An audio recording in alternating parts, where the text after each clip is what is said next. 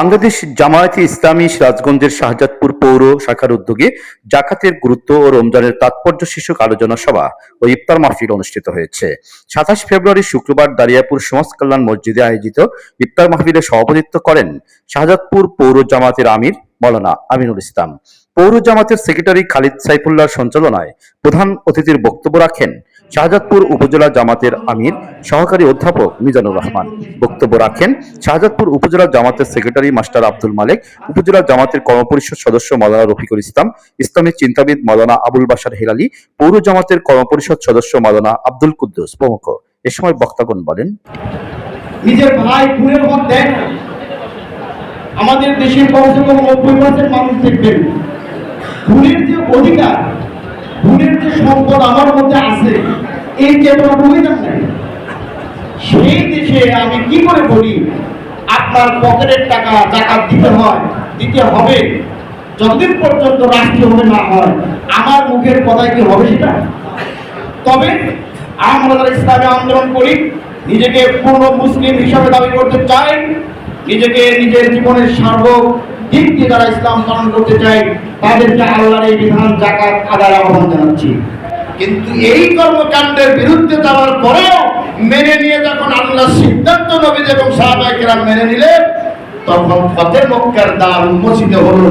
বিনা রক্তপাতে যে মক্কায় নবীজিকে বের করে দেওয়া হয়েছিল, সেই মক্কা নবীজি বিনা রক্তপাতে ১০,০০০ সৈন্য নিয়ে বিজয়ের বেশে নিজের মাতৃভূমিতে প্রবেশ করেছিলেন।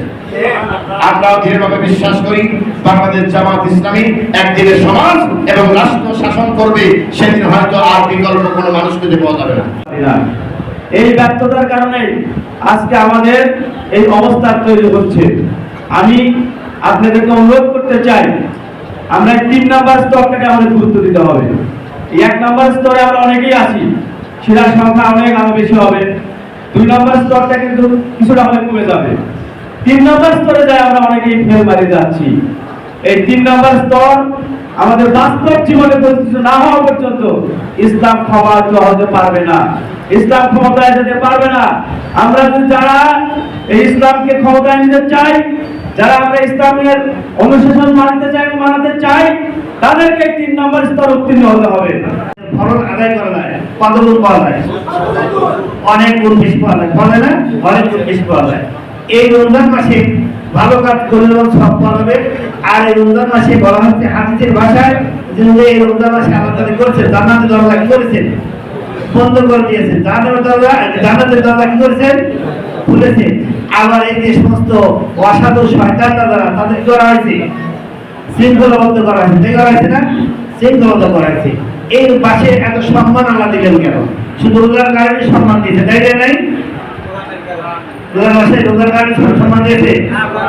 এই রমজান মাসে আল্লাহ তাআলা কি করেছে, আল্লাহর কোরআন নাযিল করেছেন। আল্লাহর ঘোষণা, শাহরুর রমাদানাল্লাযী উনজিলা ফীহিল কোরআন হুদাল লিন-নাস ওয়া বায়্যিনাতিন মিনাল হুদা ওয়াল ফুরকান।